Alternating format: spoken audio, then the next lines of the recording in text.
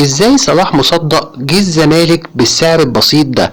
كابتن احمد حسام ميدو اتواصل مع الدكتور سالم محمد سالم وكيل اللاعبين وقال له عايز لاعب اجنبي على قد الايد، ويكون صفقة سوبر، ويكون سنه صغير. راح جاب له صلاح مصدق بيلعب في نادي نهضة الزمامرة، وكان ترتيب النادي ده التاني في الدوري المغربي وقتها. وصلاح مصدق لعيب صغير في السن زي ما احنا عارفين 24 سنة. كان فاضل في عقده مع نادي نهضة الزمامرة 6 شهور، فنادي نهضة الزمامرة خد على الست شهور دول 300 ألف دولار.